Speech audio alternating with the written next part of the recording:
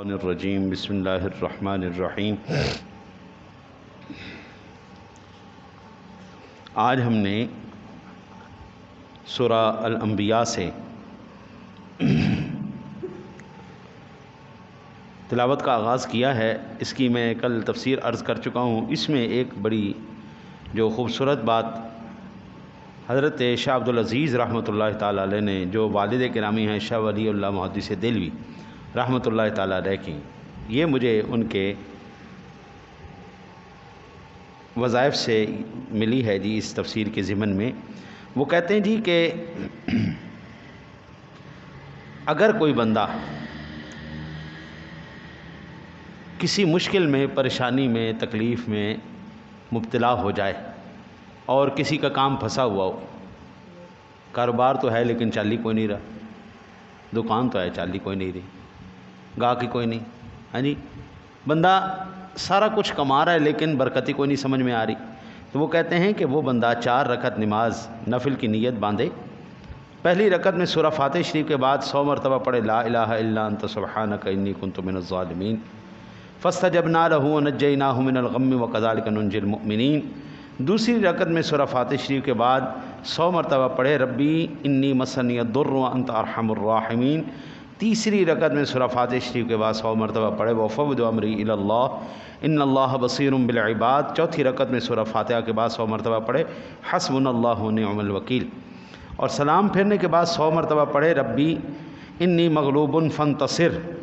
شاہ عبدالعزیز بیان کرتے ہیں کہ امام جعفر صادق علیہ السلام نے فرمایا کہ یہ چاروں آیتیں اس میں اعظم ہیں اور ان کے وسیلے سے جو دعا قبول کی جائے گی اللہ قبول فرمائے گا۔ پھر ہم نے سورہ حج شریف کی تلاوت شروع کی۔ مدنی ہے، 10 رکوع ہیں، 78 آیات بینات ہیں۔ حج ارکان اسلام کا 5واں رکن ہے۔ اس سورہ مبارکہ میں حضرت ابراہیم علیہ السلام کی زبانی لوگوں پر حج کی فرضیت کے اعلان کا ذکر ہے۔ اسی مناسبت سے اس سورہ مبارکہ کا نام حج رکھا گیا۔ سورہ حج کا آغاز قیامت کی ایسی ہولناکیاں بیان کرتے ہوئے ابتدا ہوئی ہے کہ دل دہل جائیں، جسم پر کپ کپی طاری ہو جائے۔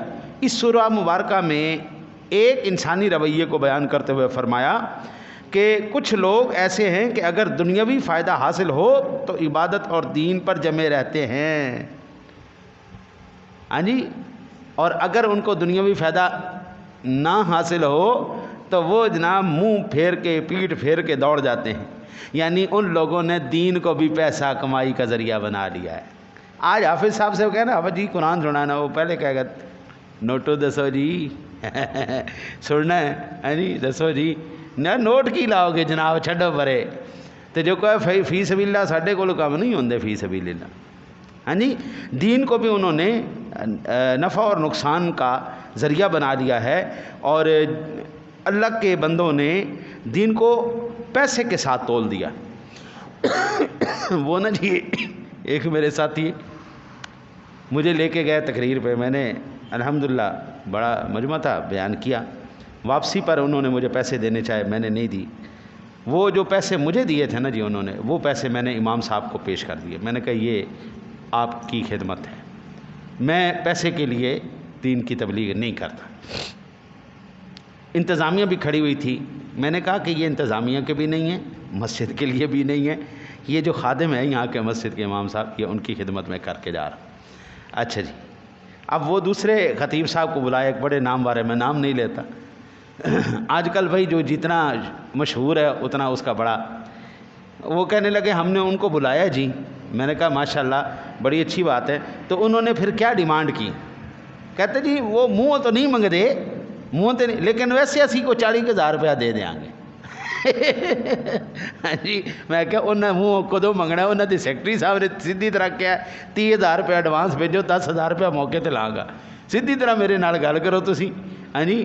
ایک بہت بڑے خطیب صاحب ہیں، ترنموں کے بادشاہ ہیں، بیچارہ رلا رلا کے قوم کو پاگل کر دیتا ہے، وہ 1 لاکھ روپیہ لیتا ہے جی، 50,000 روپیہ ایڈوانس لینا ہے، 50,000 روپیہ بعد میں، اور وہ جو نور کی برسات ہوتی ہے نا جی، ہے جی، وہ نور کی برسات وہ وکھرے اس تے وہ جنی مرضی ہوئے، وہ لاکھ روپے ہوئے 2 لاکھ ہوئے، جنی مرضی.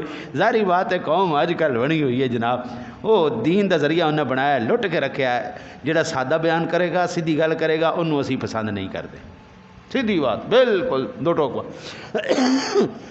یہ لوگ بیچارے اتنے مصروف ہوتے ہیں، سال کے 365 دن بیچارے غریب سارا دن ہر روز ہی مصروف ہوتے ہیں. جڑا امام تہاڈا مسجد دا رگڑ رگڑ کے پانچ نمازاں پڑھا کے ہاں جی انہوں تسی جڑا مہینے بعد 20,000 25,000 پڑھا کے کہندے ہو چلو جی وہ ایک خطیب صاحب ایک رات آتے ہیں جی، وہ بھی 1 گھنٹے واسطے یا 2 گھنٹے واسطے لاکھ روپیہ لے کے ہو جاتا ہے. حضرت جی وہ پھر مجھے یہ بتائیں کہ ائمہ کے کیا دلوں پہ گزرے گی؟ صرف یہ بتا دیں. ان لوگوں نے دین کو جو ہے کاروبار بنایا ہوا ہے، نفع نقصان کا مالک وہ بنایا ہوا ہے، ذریعہ بنایا ہوا ہے. سورہ حج کا زمانہ نزول وہ دور تھا جس میں اسلامی تاریخ ایک نئے احساس دور میں داخل ہو رہی تھی. 13 سال کی محنت اور اس کے جواب میں ہونے والے ظلم و ستم اور مکے سے اخراج اور قتل کے منصوبوں کے بعد مدینہ منورہ میں ایک ٹھکانہ فراہم ہو رہا تھا جہاں اسلامی ریاست کی بنیاد پڑ رہی تھی. اس سورہ مبارکہ میں جا بجا مسلمان قیادت اور قریش کی قیادت کے مابین تقابل پیش کیا گیا ہے.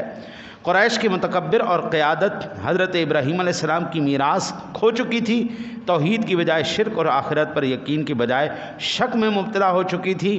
نماز، طواف اور حج بدعتوں کو جگہ دے چکی تھیں. حلال اور حرام کے خود ساختہ قوانین بنا کر اللہ کی حاکمیت کو چیلنج کر رہی تھیں. اسی کے سبب باوجود خانہ کعبہ کے متولی بھی تھے اور ان کے ساکھ اور معیشت کا انحصار اسی مرتبہ پر تھا.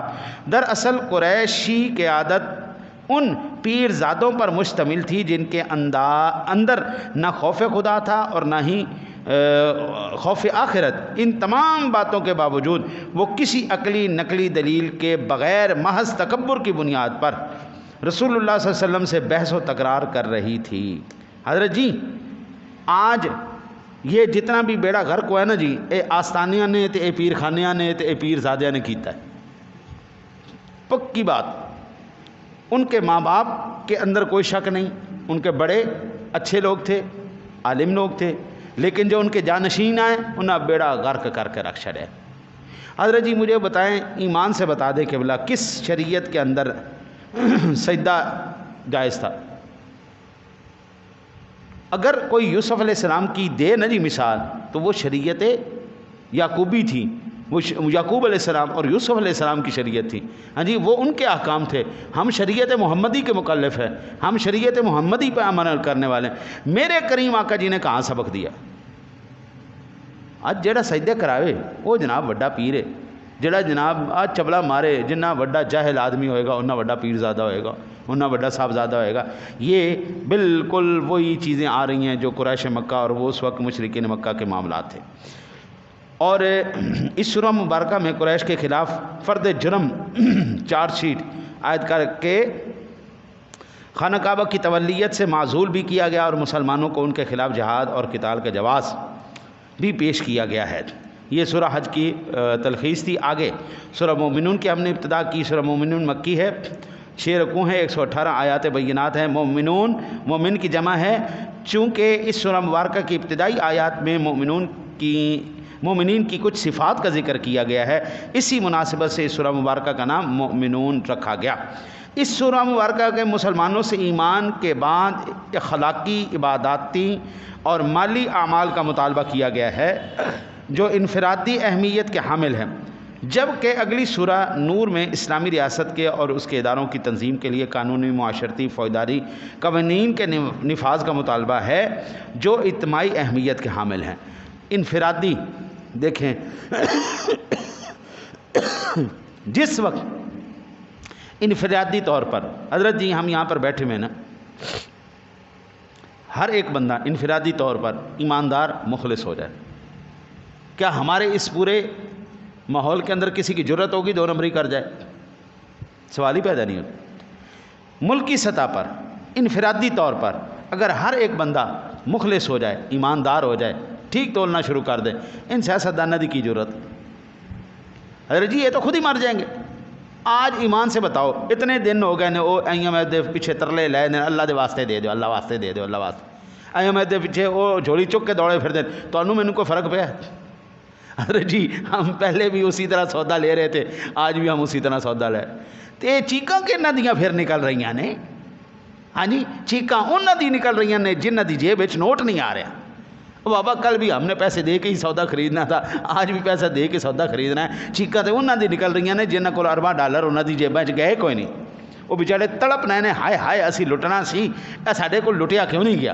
ہاں جی تو یہ وہ ساری چیزیں اللہ تعالیٰ بیان کر رہا ہے کہ وہ انفرادی طور پر اپنے آپ کو بندے دے پتر بنا لو، پھر تھوڑے سارے ادارے بھی فوجداری نظام بھی سب بالکل، ریاست بھی، عدالت بھی، ہر ایک عدلیہ ہر چیز اینڈ لیول تے آ جائے گی۔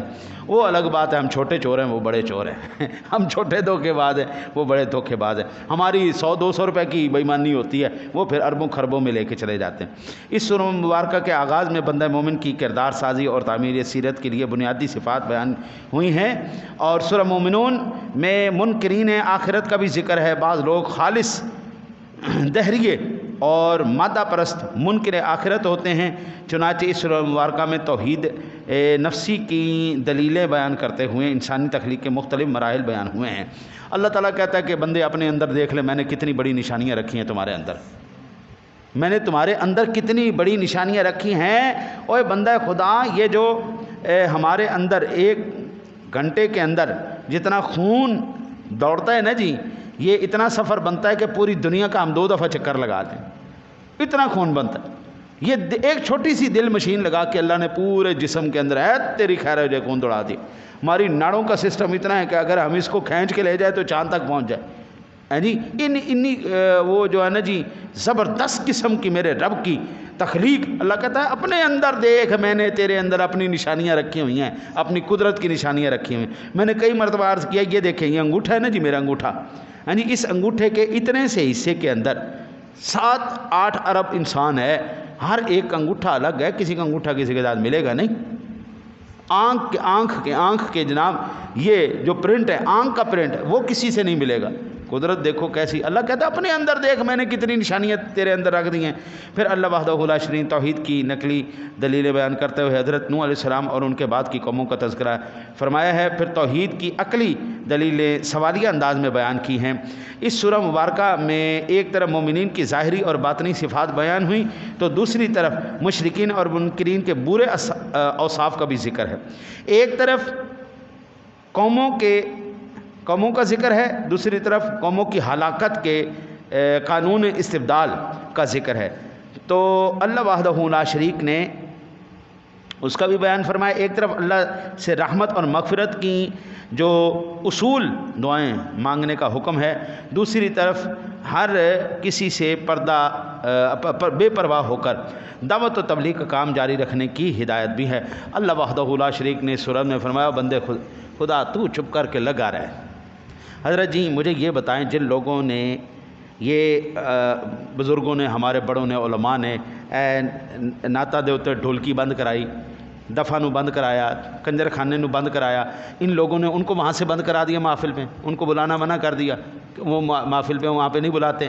جہاں پر بد عقیدگی بد مذہبی پھیلائی جاتی ہے وہاں پر نیک لوگوں کو بڑے جو متقی لوگ ہیں ان کو بلانا بند کر دیا۔ اب ایمان سے بتاؤ کیا ان کی روٹیاں بند ہو گئیں؟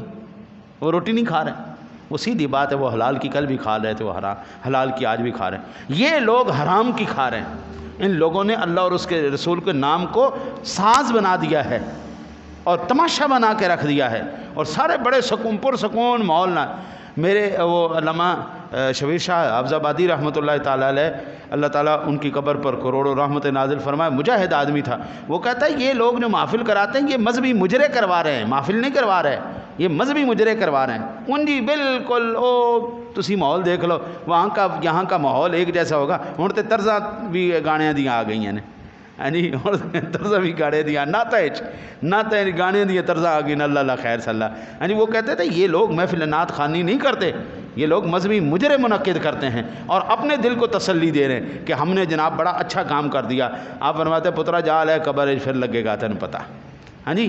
پھر ہم نے آخر میں سورۃ النور کی تلاوت کا آغاز کیا ہے جی۔ سورہ مدنی ہے، اس میں 9 رکوع ہیں، 64 آیات بینات ہے۔ نور کا معنی روشنی، چونکہ اس سورہ مبارکہ کی آیت کریمہ 35 میں اللہ تعالیٰ کے نور ہونے کا تذکرہ کیا گیا ہے، اسی مناسبت سے اس سورہ مبارکہ کا نام نور رکھا گیا۔